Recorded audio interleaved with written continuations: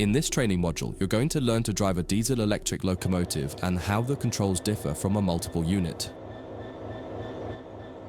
This is a BR Class 66 diesel-electric locomotive typically used for freight operations in the United Kingdom. In some trains, it is first necessary to insert the reverser handle. We need to do that on this one.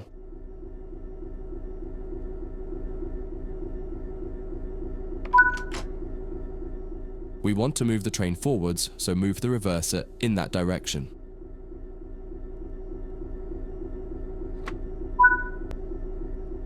The train brake on the Class 66 uses a sprung lever. Holding it one way will gradually release the brakes until you release the lever. Holding it the other will gradually apply the brakes. You need to keep an eye on the two brake gauges in front of you. The larger one in the middle is the brake pipe. The outside needle shows the target pressure and the inside needle shows the actual pressure. When you apply or release the brakes, the outer needle moves and the onboard control systems will begin to adjust the brakes to match your setting. You can make a change to the brakes and focus on the road ahead while the system works to match the pressure you've set. The second gauge of note is the brake cylinder gauge, which is the second from the left. This tells you exactly what is happening with the brakes on the two sets of wheels on the locomotive. If the needles are raised to a V shape, that means they are fully applied. When the needles are both pointing directly down, the brakes on the locomotive will be fully released. You can learn more about braking systems elsewhere in the training center. But for now, you just need to remember that you are directly controlling the outer needle on the brake pipe gauge and that the end result is shown on the brake cylinder gauge. Keep the brake control in release until you can see the brake pipe control needle is reading 5 bar, pointing upwards. This will release the brakes fully.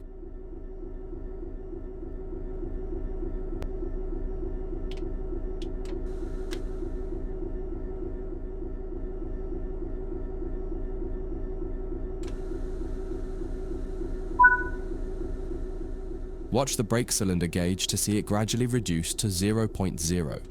Needles pointing downwards, which tells you that the brakes are now fully released on the locomotive and you can move the train. It's important to note that the brake cylinder gauge is only telling you what's happening on your locomotive.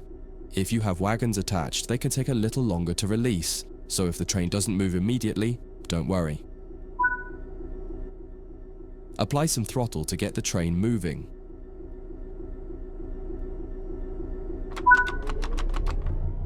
As you apply power, notice the ammeter rising, the gauge on the right-hand side with the colored sections. This is the amount of power being fed into the traction motors. Try to keep it in the green section, only briefly in the yellow, and avoid the red section to avoid damaging your traction motors. Now that you've reached your target speed, you can move the throttle control back to 0. The train will then coast on level ground and the train will only slow down very gradually.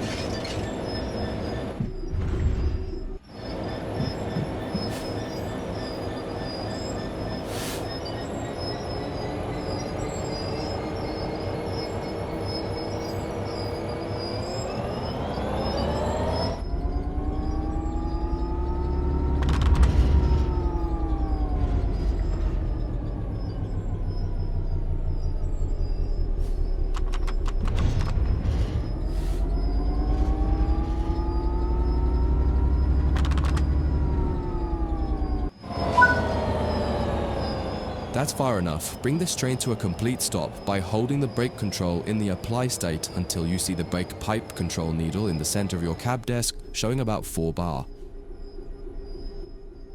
The amount of braking you'll need to apply also varies depending on whether you're going uphill or downhill and how heavy your train is.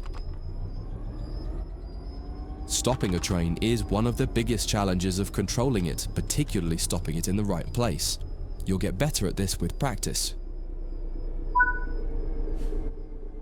That concludes this module. If you wish to replay it, you can come back to it at any time via the training center.